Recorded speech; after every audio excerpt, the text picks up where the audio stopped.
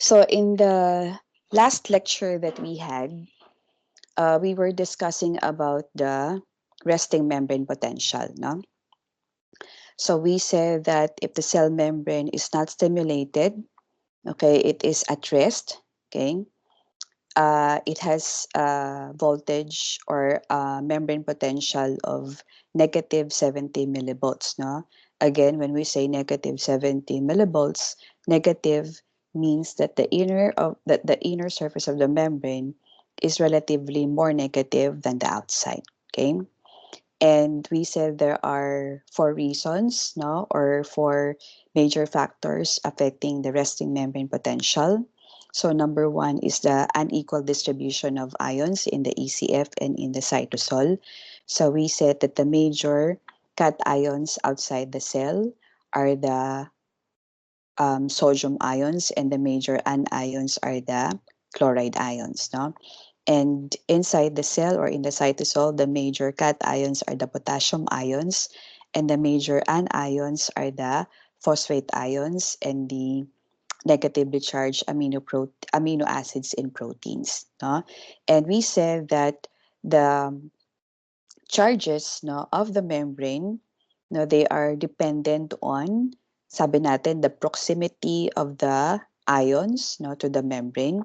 So in the cytosol, the anions, no, they congregate nearer, no, the surface, giving the negative, um, according the negative charge. And since most negative ions are here, they now attract the positive ions outside. Okay, so most of the sodium ions, they are very proximal to the upper surface of the membrane. Okay, another is the inability of of most ions to leave the cell. So we said that the phosphate ions and the proteins, no, they cannot leave the cell, thereby imparting the negative charge to the lower surface of the membrane. And the third is the electrogenic nature of the sodium potassium pump. No, it's able to pump more cations out than in, thereby contributing to the negativity of the lower surface of the membrane. Okay, so again, this is the resting membrane potential of the cell membrane. No? It's the normal charge of the membrane when it is not stimulated. Okay, so what about the generation of an action potential? Okay, so before I discuss, I would like you to see very good videos on the action potentials. Okay.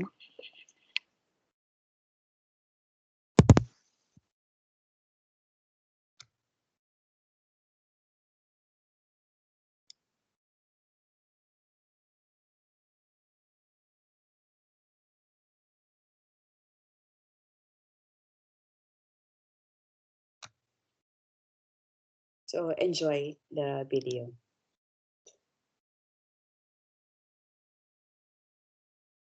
Neurons send signals over long distances by generating and propagating action potentials. Most action potentials originate near the axon hillock of the cell body in the initial segment of the axon. It then travels the entire length of the axon. A closer look reveals that during an action potential, voltage-gated channels open and close, altering the permeability of the plasma membrane to sodium and potassium ions. A threshold stimulus changes the shape of the voltage-gated sodium channels, causing their activation gates to open. This event marks the beginning of phase 1 of the action potential, known as depolarization. As sodium ions diffuse into the axon, the membrane potential becomes less negative. This causes more voltage-gated sodium channels to open, and the membrane potential soars to plus 30 millivolts. At this Okay, that's an example of a positive feedback. No? So when um, a voltage-gated sodium channel is open, so more sodium ions enter the cell. okay, there is depolarization, and depolarization causes further opening of other voltage-gated sodium channels. So more voltage-gated sodium channels are open, or the more voltage-gated sodium channels are open, the more sodium ions can enter and depolarization continues. So again, it's an example of a positive feedback. Point. Two key events occur. The inactivation gates of voltage-gated sodium channels close and voltage-gated potassium channels open. These two events mark the beginning of phase 2 of the action potential, known as repolarization. As potassium ions diffuse out of the axon, the membrane potential becomes negative again. However, the membrane potential continues in the negative direction, going beyond the resting state of minus 70 millivolts. This marks the beginning of phase 3 of the action potential, known as hyperpolarization. During this phase, voltage-gated potassium channels close and all voltage-gated sodium channels are released from inactivation. By the end of this phase, ions move through leak channels only and the membrane potential returns to the resting state of minus 70 millivolts. The neuron is now ready to fire another action potential. Summary. Generation of an action potential. A threshold stimulus opens voltage-gated sodium channels. Sodium ions diffuse into the axon, depolarizing it to plus 30 millivolts. Voltage-gated sodium channels close, and voltage-gated potassium channels open. Potassium ions diffuse out of the axon, repolarizing it to a negative value. The membrane potential briefly hyperpolarizes. Voltage-gated potassium channels close, and the membrane returns to the resting state of minus 70 millivolts. Okay.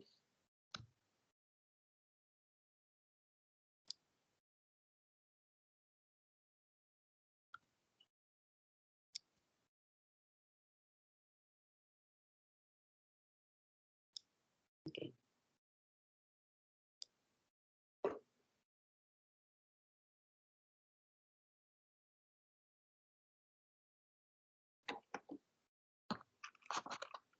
So hopefully you're able to appreciate the YouTube video.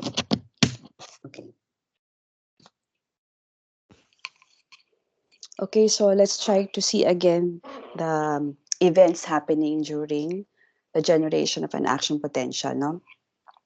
Okay, so it says here that an action potential is actually a series of events, okay, that occur rapidly, okay, that decreases, okay, the potential of the membrane and repolarizes it until such time that the membrane returns to its resting state. Okay, so it's stated that there are three major phases. So depending on your reference, so it's if it's two, it's depolarization and repolarization. If it's three, so hyperpolarization is included. Okay, so again, it depends on your reference, but we can consider three major stages. Now you have depolarization, repolarization, and hyperpolarization. Okay, so it's stated that again, no, the resting membrane potential has a value of negative 70 millivolts. Okay, and it's stated that when a threshold, no, stimulus is reached at the region of the axon hillock, usually the initial segment of the axon, that's the trigger zone. So when a threshold stimulus of negative 55 millivolts is reached, okay, an action potential is generated. Okay, so it says here that at negative 55 millivolts, okay, what happens to the voltage gated sodium channels? no? So they open. And opening of the voltage-gated sodium channel, of course, causes sodium influx. Okay? So sodium ions, now which are positively charged, they now enter the cell, okay, decreasing the negativity of the inner membrane. Okay? So it means that the membrane is now depolarizing. Okay? There is an increase in the there is a decrease in the negativity of the membrane. Okay? And then we said earlier that as there is as depolarization happens, more of the voltage gated sodium channels open, and as more sodium channels open, of course more sodium ions enter into the cell, okay, continuing depolarization until the membrane potential reaches positive 30 millivolts. Okay, so during this stage, no, what happens is that the voltage gated sodium channels, they are now deactivated, okay, but still the gate is open, no, but only deactivated. And this time the voltage gated potassium channels now open. Okay, one characteristic of the voltage gated potassium channel is that it opens and it closes very, very slowly. Okay, so when the voltage-gated potassium channel opens, of course, there is now potassium efflux. So lalabas naman ngayon, ano? So potassium ions which are positively charged, they now go out of the cell. Okay? Again, thereby increasing the negativity, diba? Increasing the negativity of the membrane. So from positive 30, it becomes lesser. Okay? And again, it's another example of a positive feedback mechanism, no? As the membrane repolarizes, okay, more voltage-gated potassium channels open, so more potassium ions exit the cell, okay, and the membrane continues to repolarize, okay, until again it reaches the resting membrane potential of negative 70 millivolts. Okay? But they say that, sabi natin kanina, no, the voltage-gated potassium channels open and close very slowly. Okay? So that during this time, some of the voltage-gated potassium channels remain open. Okay? They remain open. So it means that still more potassium ions would go out, thereby further decreasing the negativity of the membrane. So this is the third phase na known as hyperpolarization. Okay? And also during this time, the sodium, the voltage-gated sodium channels are now released from the activation. They become activated, no? Parang katulad nito sa resting stage. Okay? So this time, the activation channels are closed. So they become deactivated. They become activated again, no? Or they return to their resting state, no? And sabi, so during this time, the some voltage gated potassium channels are still open, so more potassium ions still go out, so there is now hyperpolarization until such time that all voltage gated potassium channels close, and thanks to the work of the sodium potassium pump, so the membrane potential is now returned to the resting state, no, which is again negative 70 millivolts. Okay, so it's actually the propagation of an action potential is actually an interplay, no, it's an interplay of the opening and the closure of the different voltage gated channels, now voltage gated sodium channels and the potassium channels. Okay, so yun, no, so madali lang naman siya. Okay, and it was mentioned that the generation of an action potential follows the all or none principle. Okay, so when you say all or none principle, so it means that an action potential can be generated or not at all. Okay, so it means that if a threshold potential of negative 55 millivolts is reached, okay, it is sure to generate an action potential. Okay, now if a sub-threshold potential that's below negative 55, no, it will not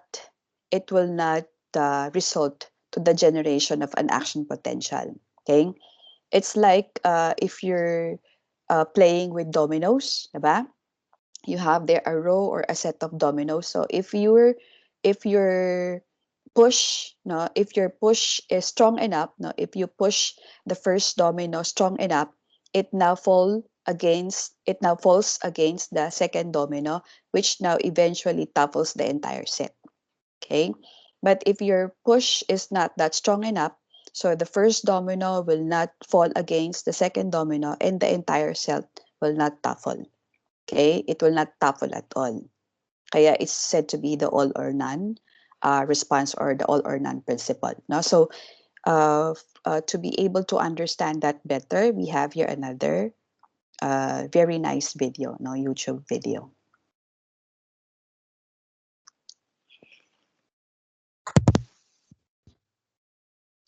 This resting potential generally measures about negative 70 millivolts. If stimuli are too weak to reach threshold, which is about negative 55 millivolts, no action potential will be generated. However, if a stimulus is strong enough to depolarize the hillock membrane to threshold, a series of events occurs, resulting in the generation of an action potential. The action potential is all or none. Once generated, the amplitude does not vary. Any threshold stimulus will produce the same action potential of about positive 30 millivolts, regardless of strength of stimulus. The action potential can be divided into 6 phases. The first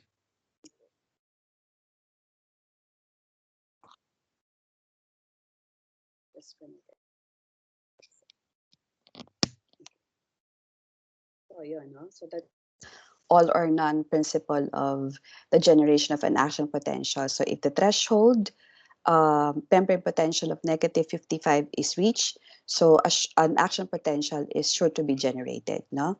If not, so an action potential will not be generated. Okay.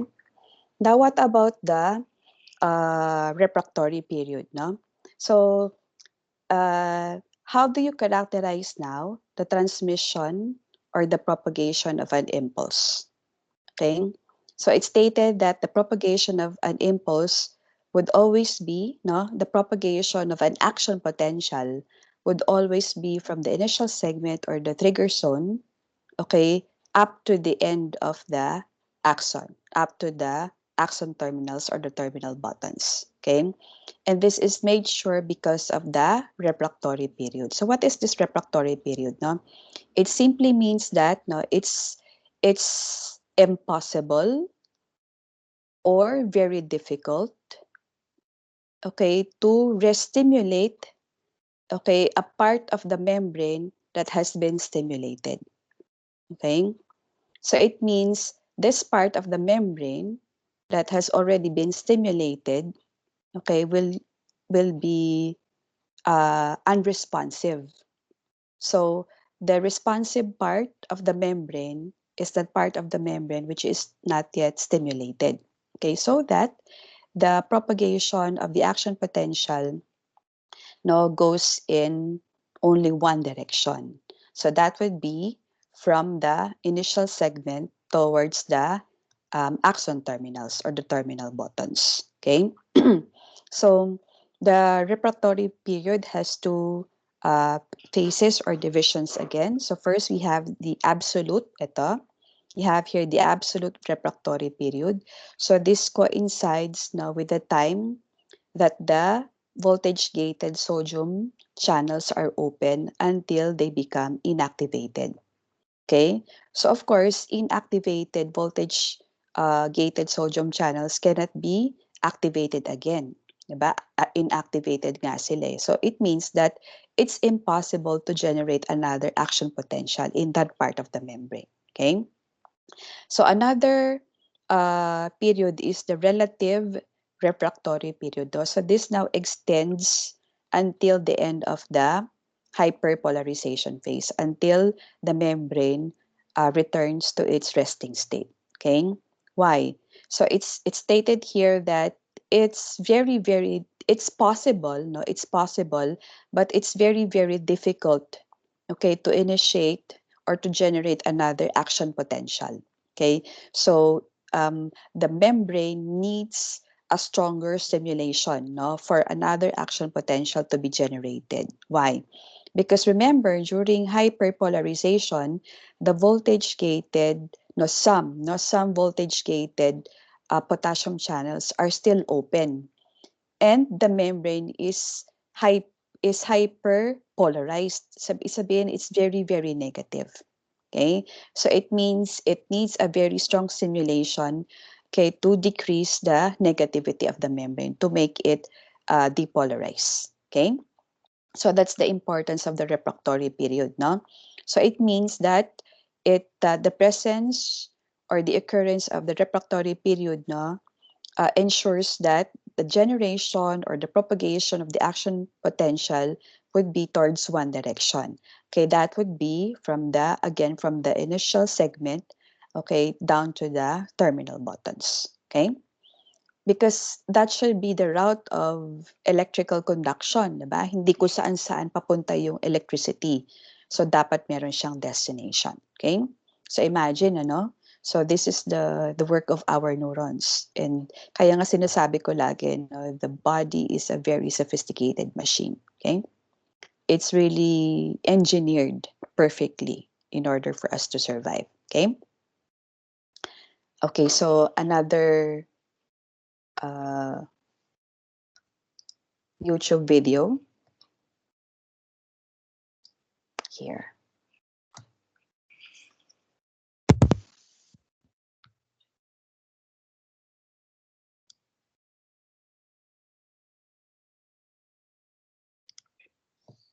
During and shortly after an action potential is generated, it is impossible or very difficult to stimulate that part of the membrane to fire again.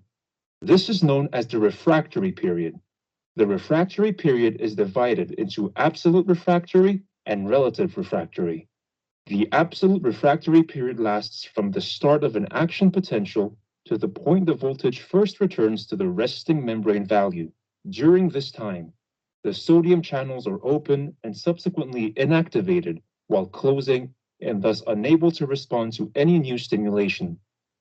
The relative refractory period lasts until the end of hyperpolarization. During this time, some of the potassium channels are still open, making it difficult for the membrane to depolarize, and a much stronger signal is required to induce a new response.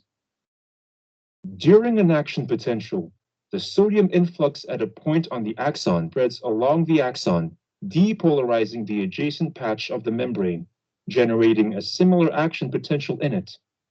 The sodium currents diffuse in both directions on the axon, but the refractory properties of ion channels ensure that action potential propagates only in one direction.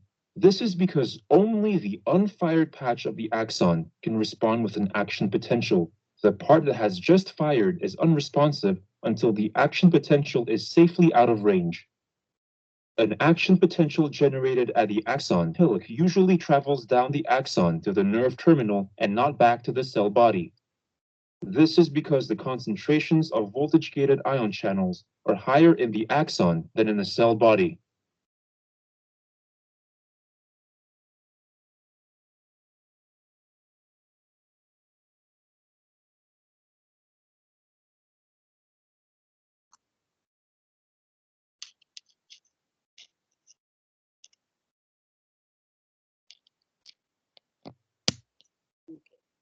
So I guess that's very clear naman, ano? Okay. Okay, so it shows you uh, the effect of the strength of the stimulus and the generation of the action potential. Okay. Okay, so it says here, no, again, following the all or none principle. So it says here that if there is only the presence of a subthreshold stimulus, so that's below negative 55 millivolts, okay, it will not generate an action potential, okay? But if the system, no, if the membrane attains a membrane potential, a threshold, no, at negative 55 millivolts, okay, this threshold nor this membrane potential is now sure to generate an action potential, okay? But what if the membrane is stimulated, no, at a much higher threshold? So you have a suprathreshold stimulus, okay? Does this mean that there is now a generation of a larger action potential? No, no. So in the video that you saw earlier, so even if um, the membrane is stimulated by a threshold stimulus or a suprathreshold stimulus, the amplitude or the size of the action potential will still remain the same. No, so that would be at 30, at plus 30 millivolts. Now, because again, during this time, remember the voltage gated sodium channels are already inactivated. No, they're already closed. Sorry, they are already inactivated. Okay. So, but if the membrane is stimulated by a suprathreshold membrane potential, it will just increase the frequency of the generation of an action potential. Mas mabilis, mas madami, no? Mas madami lang sila, pero magkakasing laki o magkakapareho lang ng size ng action potential. Again, until the resting membrane potential is reached, no? Depending on the refractory period. Okay? So again, this is all related to the all or none principle of action potential generation. Okay. Okay. So what about the propagation of an action potential? Now, so we have here a question.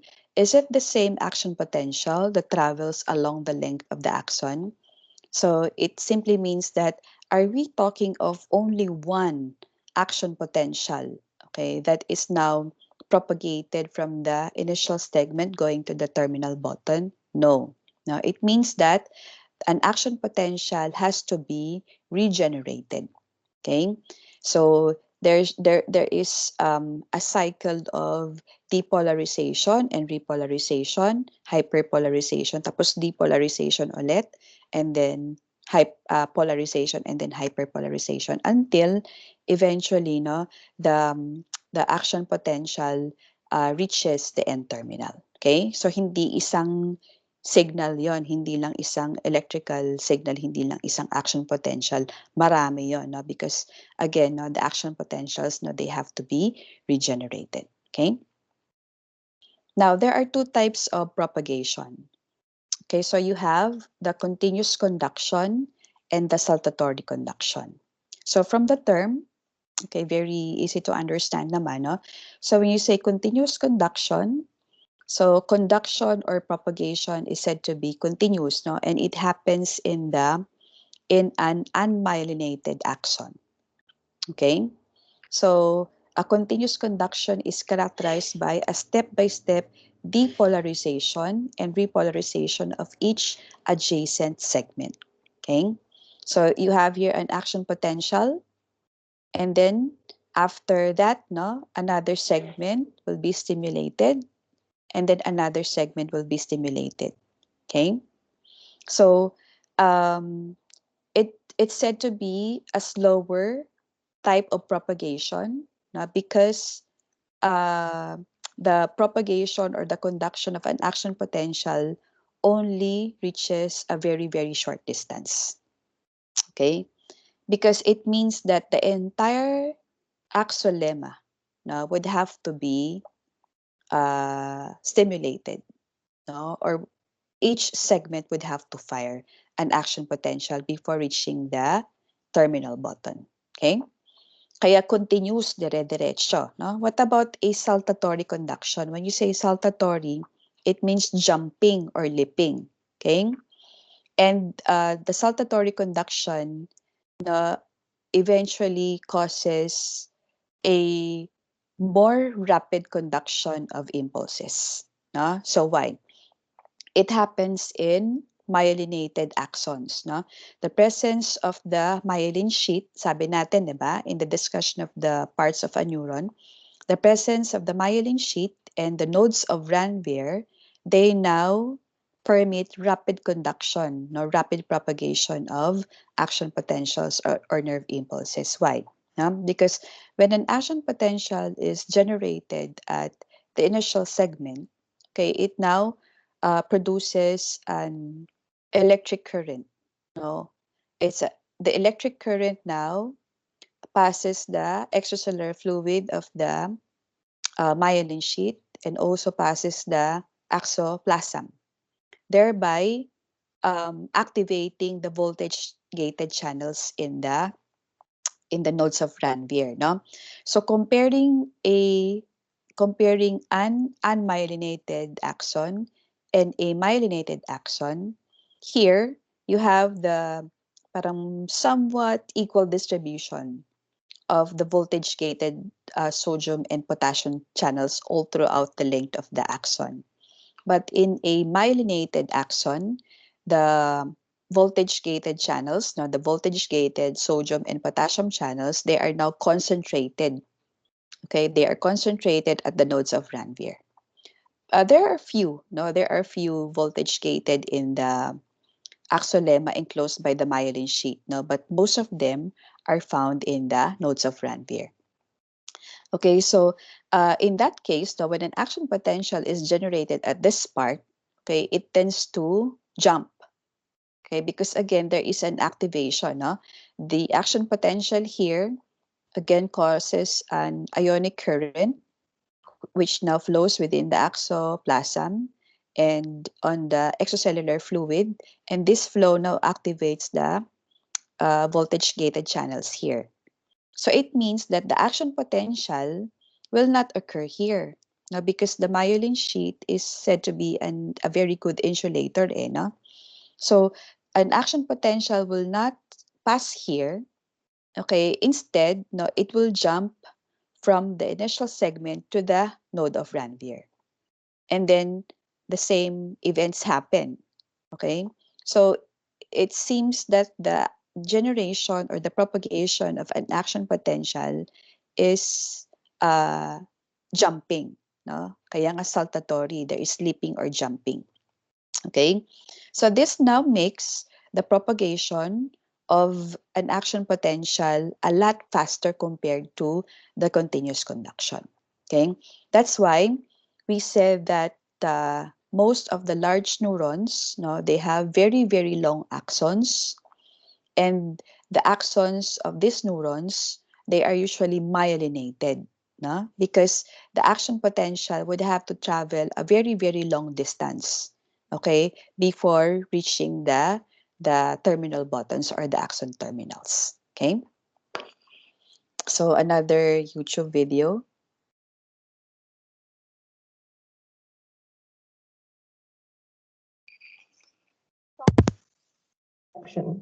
Conduction through myelinated nerve fiber.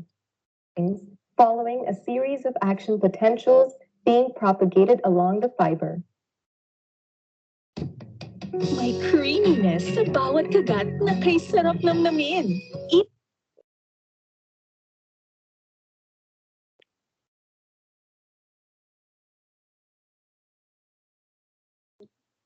Eden.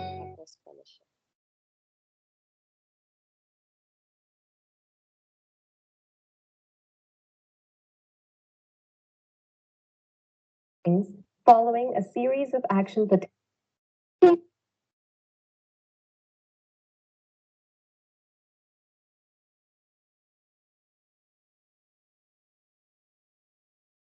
Saltatory conduction. Conduction through myelinated nerve fiber. Due to the myelination of neurons, action potentials may only occur at the nodes of Ranvier. Myelin is made up of insulating cells, which means depolarization cannot occur in myelinated regions. Between these cells, however, there are gaps known as nodes of Ranvier which are unmyelinated.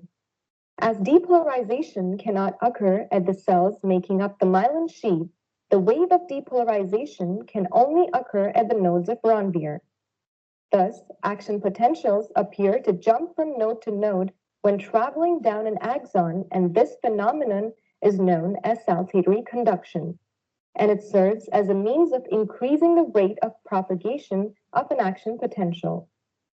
Not only does saltatory conduction increase the speed of impulse transmission by causing the depolarization process to jump from one node to the next, it also conserves energy for the axon as depolarization only occurs at the nodes and not along the whole length of the nerve fiber as in unmyelinated fibers. This causes up to 100 times less movement of ions that would otherwise be necessary, therefore conserving the energy required to re-establish the sodium and potassium concentration differences across the membranes following a series of action potentials being propagated along the fiber.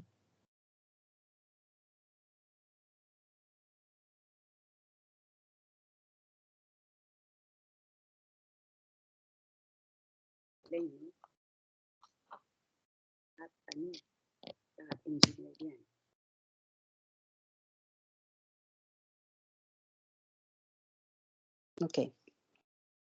Okay, so again, no, it was explained that aside from speeding up the conduction of action potentials, no, the saltatory conduction actually saves a lot of energy. Okay, so that the neuron can reestablish the concentration of sodium ions out and potassium ions in. Okay, in preparation for the next wave of contraction. Okay, so ayan, no? Okay, so let's try to see some clinical connections, no? If you're, of course, you're familiar with neurotoxins and the use of anesthetics, okay? So there are a lot of neurotoxins in the environment, no? One of the best known neurotoxins is the tetrodotoxin or the TTX, which is found in the viscera of the Japanese pufferfish or the blowfish. So if you can still recall, I have sound naman, ano? If you can still recall the movie of John Wick, diba? The female villain visited, is that a Japanese restaurant, no? And the it's actually a Filipino actor, diba? So he is preparing sushi.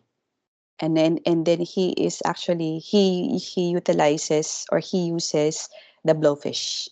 Okay, and he said that the blowfish is very, very poisonous. No, it's because of this tetrodotoxin. Okay, and he said that it's really no, it can be eaten as long as it's prepared very, very carefully. Okay, as long as in the preparation the viscera is removed because it's where the tetrodotoxin is located. No?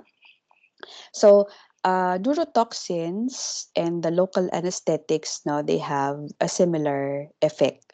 So, a neurotoxin causes usually paralysis or even death, and local anesthetics are used in order to block the pain. No? Like, for example, during tooth extraction, diba?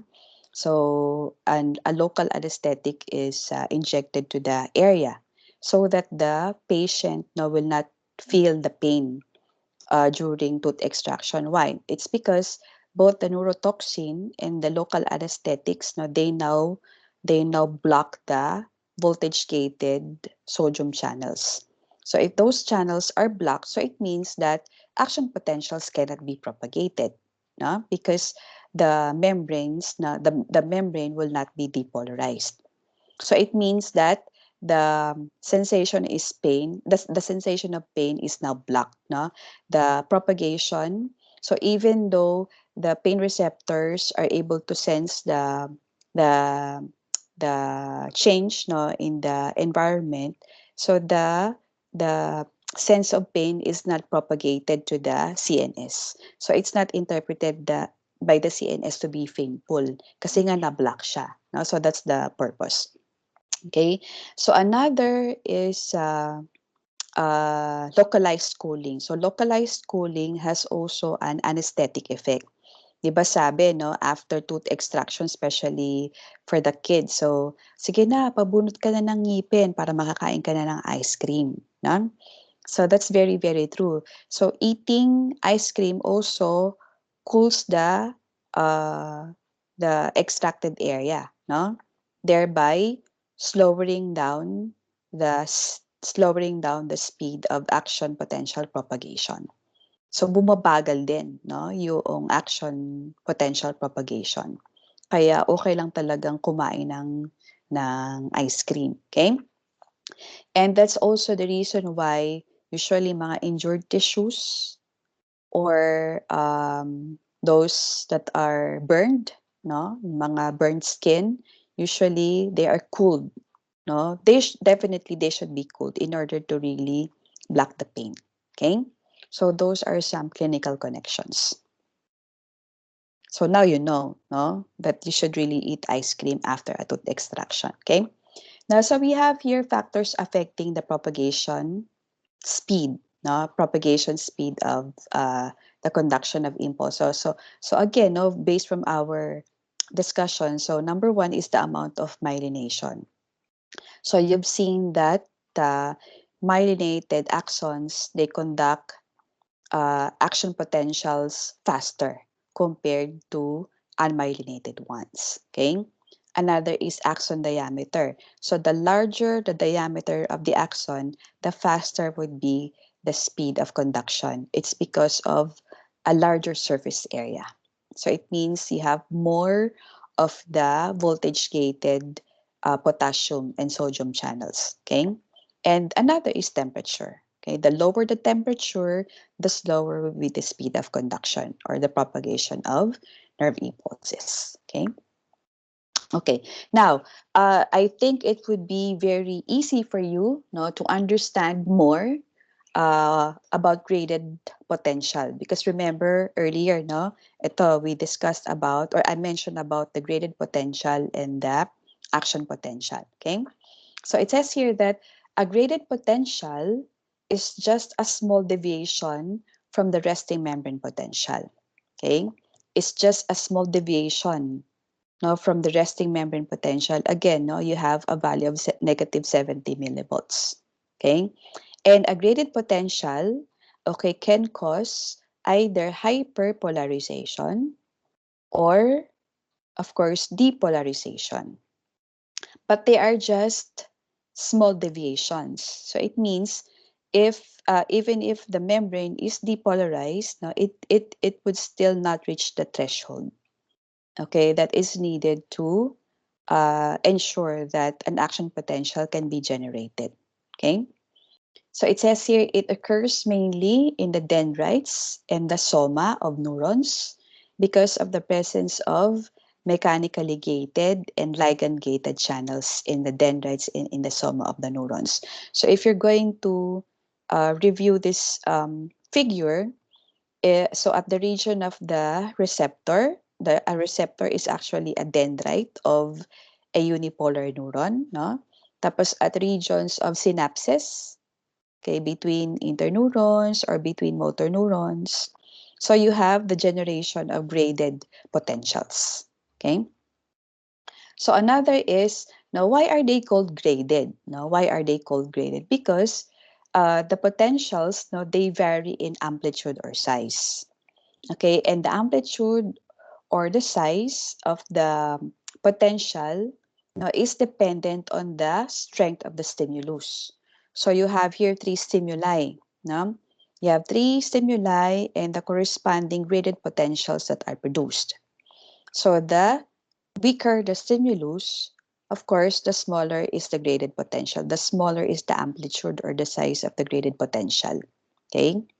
So the bigger or the stronger the stimulus, of course, the bigger, no, or the larger would be the amplitude or the size of the graded potential. Okay. It also the amplitude or the size also depends on the number of gates that are open.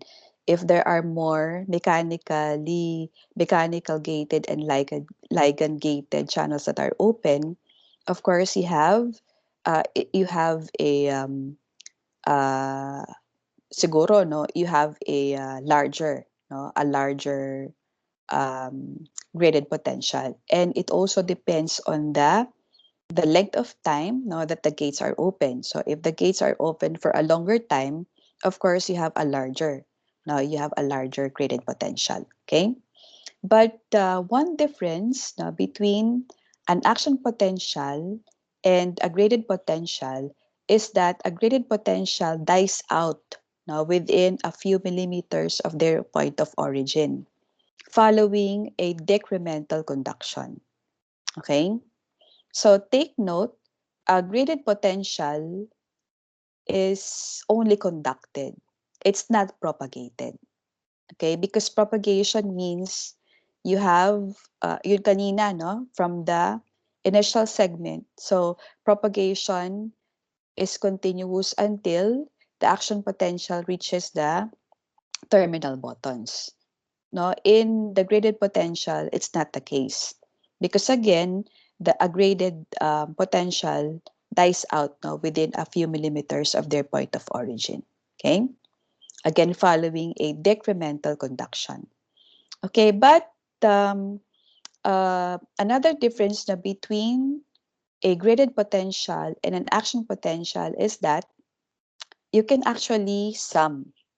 Okay, you can actually sum the graded potential, no, the graded potentials to produce a stronger graded potential, which can also last longer. No, like in this figure, you have two simulations.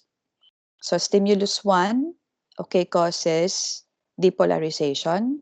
Another stimulus happens here, okay, and then they can be summated, no? They can be merged, producing a stronger and a longer lasting graded potential.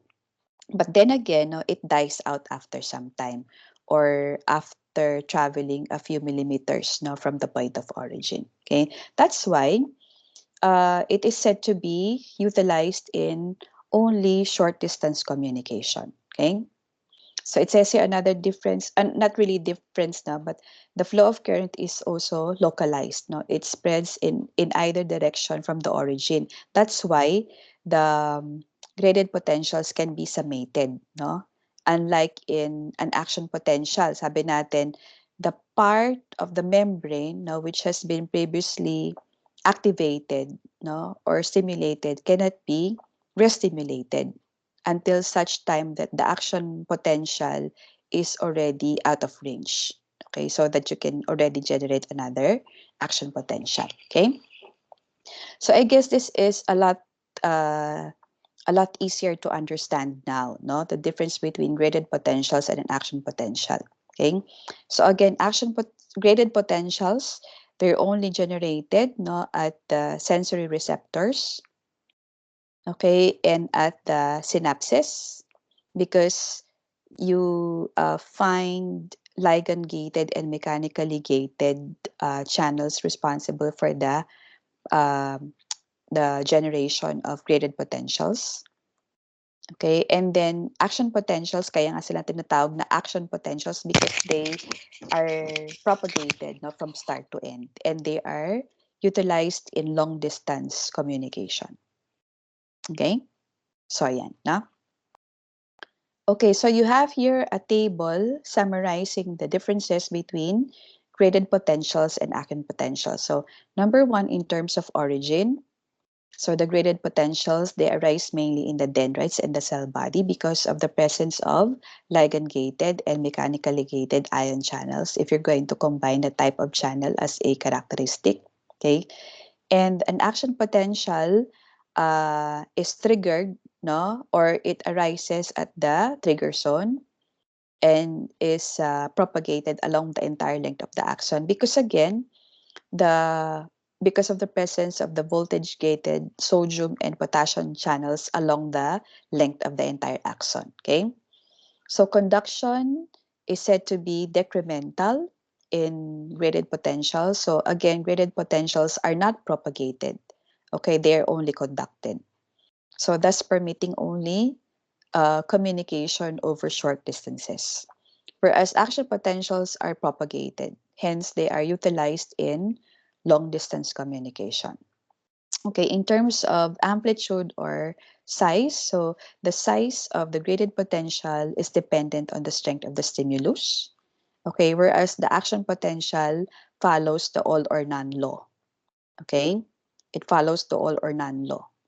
So it means that after generating an action potential, no, it's the amplitude is until plus 30 millivolts, no, plus 30 millivolts. So if the system is subjected to a supra threshold, okay, the amplitude would still be the same at positive or at plus 30 millivolts. Okay. In terms of duration, so graded potentials are typically longer, whereas action potentials are shorter, but they are rapidly conducted. Okay. In terms of polarity, so graded potentials can be hyperpolarizing or depolarizing depending upon the stimulation.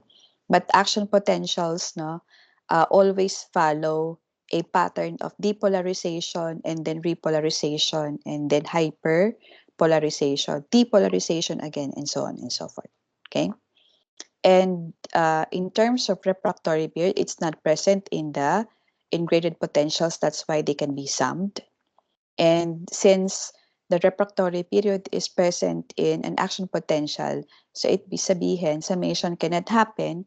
But again, no, the refractory period ensures that the action potential will be propagated in one direction. That will be from the trigger zone up to the terminal buttons of the axon. Okay? So, yun. So, last topic, so we have signal transmission of synapses. No? It could be pronounced as synapse or synapse, so depende sa inyo. Okay? So what is now a synapse? Okay? So a synapse is said to be a functional region, no, of communication either between two neurons or one neuron and an effector. So an effector could again be a muscle or a gland. Okay? So in the synapse, you have the presynaptic neuron, and then you have a postsynaptic cell. Okay, sabihin before the synapse or before the area of communication, and then post after the area of communication. Okay, so again, it's always a presynaptic neuron. And the postsynaptic cell could either be a postsynaptic neuron or an effector. Again, an effector could be a muscle or a gland, no? And the response would be different. So if an effector is a muscle, this causes contraction. If an effector is a gland, so it causes secretion of the product. Okay? So yan. So that's synapse. Now there are two types of, sorry, before that, no? Usually, if you have synapses na between neurons, so there are three types. So the most common type of neuron no, synapses is the axodendritic. Okay, so it's a synapse no, that is formed between the terminal buttons of an axon of the presynaptic neuron and the dendrites of the postsynaptic neuron. So most of the synapses are of this type. Okay. So another type is the axosomatic, no? Axosomatic. So you have a synapse na between the terminal buttons of a presynaptic neuron and the soma or the cell body of a postsynaptic neuron. So another type is the axoaxonic. So from the term axoaxonic, no? So you have a synapse or a point of communication no, between the terminal buttons of a presynaptic neuron and again the axon of a postsynaptic neuron. Okay, so these are the three types of neuron-neuron synapses. Okay, now there are two types of synapses. You have the electrical synapse and the chemical synapse. Okay, So it's called an electrical synapse because the action potentials or the electrical signals, no, they are directly transmitted, no, between the cell membranes of adjacent cells via gap junctions. Okay, so if you can recall the discussion of the integumentary system, sabi natin, no, the cells, they have a lot of gap junctions. And the gap junctions are also very numerous in the smooth muscle cells and also the cardiac muscles, especially at the region of the intercalated disc. No? So there are two advantages of an electrical synapse. So one is the faster conduction of impulses because again, there is a direct conduction of impulses, no, electrical impulses from one cell to the other. And second is synchronization. And synchronization is very important, especially in the smooth muscles of the internal organs and also the heart, no? Because it means that uh, because of the presence of the electrical synapses, the ventricles can contract simultaneously or synchronously. Hindi yung kanan muna, tapos kaliwa o kaya kaliwa muna o kanan, 'di ba? Dapat sabay ang contraction ng ventricles ng puso. Ganon din, no? If you have, for example, the gut, for example, the stomach. So, when the stomach churns food, okay, the particular group of smooth muscles, no, at a particular level, they should now contract simultaneously to squeeze the food o kaya to churn food. Okay, also for the sphincters now found in the gastrointestinal tract. So the muscles making up the sphincter would have to contract synchronously in order to constrict or open.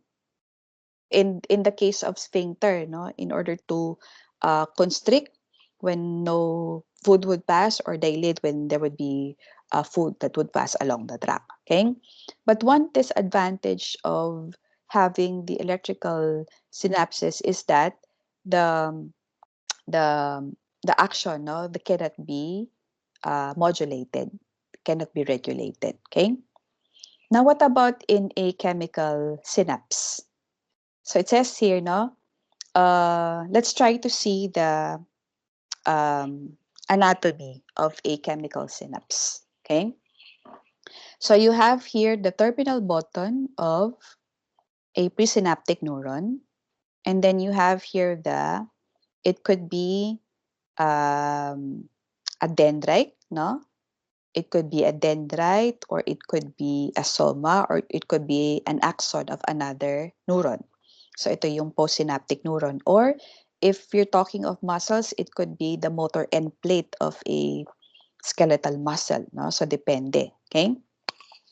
So a chemical synapse utilizes chemical signals, okay, in order to um, transmit an electrical impulse, okay, going to the postsynaptic neuron.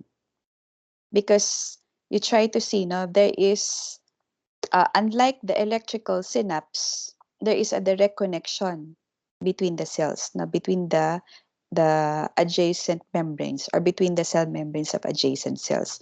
In a chemical synapse, there is a functional gap. So we call this the synaptic cleft. And it says here it's about 20 to 50 nanometers, no, in size. So it means there is a gap. And because of this gap, because of the synaptic cleft, the electrical impulse, no, cannot be directly transferred from the presynaptic membrane to the postsynaptic membrane. So it means there should be the use of chemical mediators or chemicals. That's why it's typed as a chemical synapse. No? So a chemical synapse again converts an electrical impulse to a chemical message again, no, into an electrical impulse. Okay? And I guess, no, when you discuss the muscular system, di ba, when we discuss especially MEB 22, na-discuss na natin to, di ba? So, is just a review for you, no? So it stated that when a nerve impulse or when an action potential, okay, when an action potential, kasi ano to no? It's an axon. So when an action potential or nerve impulse arrives at the terminal button, it now opens. It now opens the threshold, no? Is strong enough to open the voltage-gated calcium channels. So if the channels are open, of course, calcium ions can go into the cell, so into the terminal button rather. So there is calcium influx. And then the calcium ions, they now bind to the synaptic vesicles. And binding of the calcium ions triggers the release of the chemical. Usually we call that a neurotransmitter, no? So it releases now the binding of the calcium ions now triggers the release of the neurotransmitters from the synaptic vesicle by fusion of the synaptic vesicle to the presynaptic membrane. Okay, so the neurotransmitters, they are now released. They diffuse into the matrix filled with fluid, or to the gap or to the synaptic cleft with fluid. And then some of the neurotransmitters, they now bind to the ligand-gated channels. So after binding, the ligand-gated channels, they now open. And in this case, you have here it's a ligand-gated sodium channel, no? So when the channels are open, so sodium ions can now enter. Again, no, if the number of sodium ions is enough to depolarize the membrane, reaching threshold of negative 55 millivolts, again, an action potential is now generated. Okay, but take note, not all neurotransmitters are excitatory. Some neurotransmitters are inhibitory. Okay, so in the discussion of the neuromuscular junction, acetylcholine is an excitatory neurotransmitter.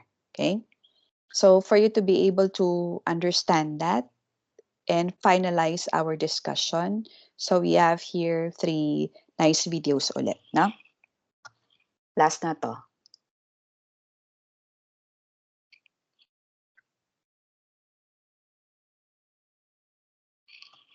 So you have YouTube videos for an electrical synapse and a chemical synapse.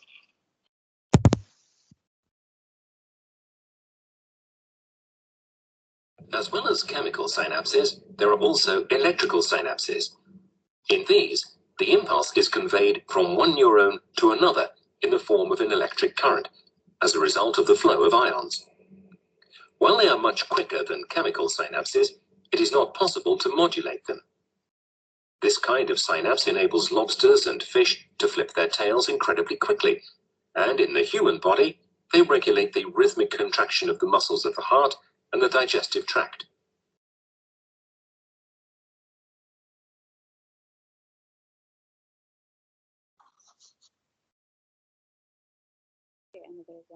Welcome to 2-Minute Neuroscience, where I simplistically explain neuroscience topics in 2 minutes or less. A chemical In this synapse installment, is a I will special discuss junction synaptic between two transmission. neurons that allows them to Most communication between neurons occurs at a specialized structure called a synapse. The synapse is an area where two neurons come close enough to one another that they are able to pass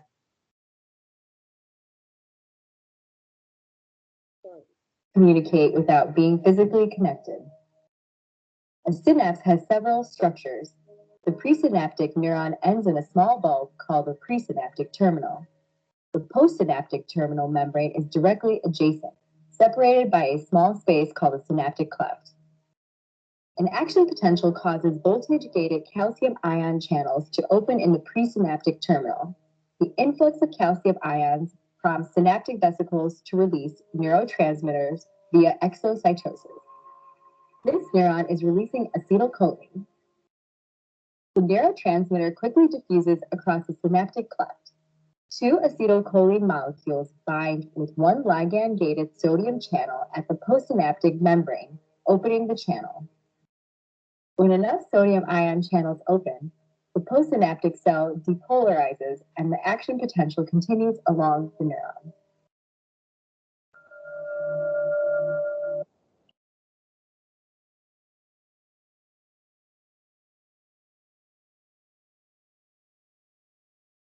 Is composed of billions of communicating cells called neurons. Neurons conduct electrical signals or action potentials along the cell's membrane, along the axon to the terminus, where synapses are formed.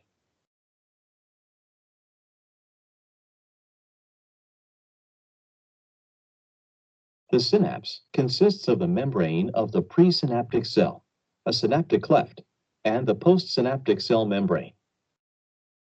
Since an action potential can only propagate along the neuron's membrane, a chemical known as a neurotransmitter must bridge the gap between the adjacent cells. The presynaptic cell releases the neurotransmitters into the synaptic cleft, where they will move to bind the receptor proteins in the postsynaptic cell membrane. When the action potential arrives at the synapse, it opens voltage-gated calcium channels, resulting in an inward flow of calcium. The calcium binds to the vesicular membrane. This binding activates the vesicles to fuse with the presynaptic membrane. As fusion occurs, neurotransmitter molecules are released into the synaptic cleft. Once in the cleft, the neurotransmitter molecules diffuse throughout the interstitial fluid in the cleft.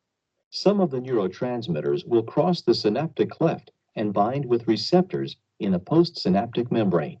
This binding produces an effect in the postsynaptic cell by opening the protein channels and allowing the flow of ions into and out of the cell. If the effect of the neurotransmitter excites the postsynaptic membrane, an excitatory postsynaptic membrane potential, also known as EPSP, is generated. This localized depolarizing signal generally causes long-distance signals, action potentials, in the dendrite of the postsynaptic cell. If the effect of the neurotransmitter inhibits the postsynaptic membrane and inhibitory postsynaptic membrane potential, also known as an IPSP, is generated. This localized hyperpolarizing signal generally prevents the formation of long-distance signals in the postsynaptic cell. Neurotransmitters influence the postsynaptic membrane electrical state for only a short time and are removed from the synaptic cleft in one of three ways: diffusion away from the receptors, enzymatically degraded, or recycled by the presynaptic cell. Some of the neurotransmitter molecules diffuse out of reach of the neurotransmitter receptors. Some neurotransmitter molecules are removed by enzymatic degradation.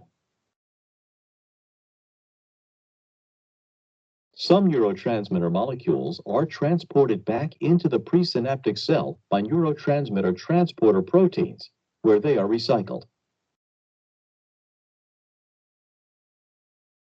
An example of a specific neurotransmitter that functions in these ways is serotonin.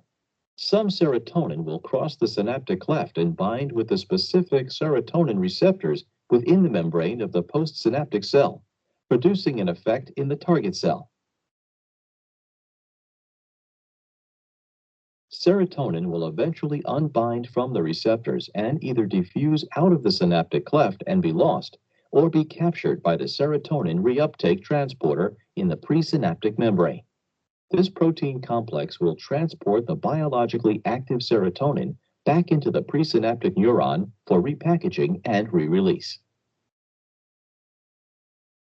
Acetylcholine, the first neurotransmitter discovered, also diffuses across the synaptic cleft and temporarily binds with its specific membrane-bound receptor on the postsynaptic cell, affecting the cell's electrical state.